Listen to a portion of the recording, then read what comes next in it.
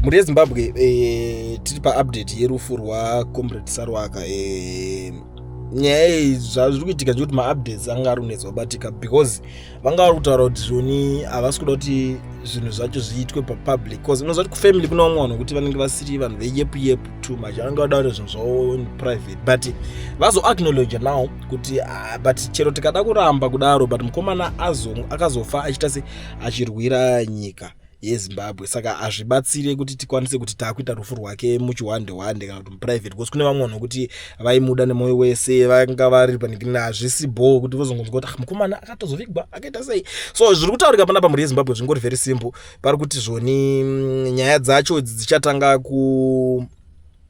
kubudiswa vakutaura kuti vachange vachifamba sei, because inini normally ndanga ndakanzwa kuti kuna Thursday Friday koko ndoko andichase kuchazofambiswa zvokuti bhodhi yake inange kuZimbabwe chichi, but izvezvi gedze timbomirira kuti tinzwe kuti mukoma wake Trevor achati kudii panyaya dzacho. Trevor Sarwaka ndiye achange achifambira nyaya dzacho, ndiye achange ari spokesperson werufu rwaSarwaka. Saka paanenge ataurawo, you know that guys, hapana pekuti tinozotadza kumupa platform iye Trevor Sarwaka because tangabvira kare, now channel yaSarwaka yakadelitwa, saka panoda kuti maupdates ange achisvika kwamuri hapana pekuti vachasenda. I don't know kuti vachamasenda sei, maybe amen, handinzwisise kuti zvichange zvichinyazofamba sei, but tichatry by all means kubatana naTrevor Sarwaka wacho tichibvunza tichionesana. Saka pazomira sei, chii chakuitika, zvichazodii, achiexplaina kwamuri muri yeZimbabwe, and izvozvo zvine zvakawanda zvazvichabatsira. Saka ticharamba takabata takadzvanya pamaupdates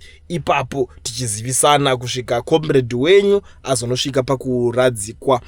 Zviri kungorwadza for now, hazvisi kutambirika kuti munhu just like that otonzi atoenda amanaka.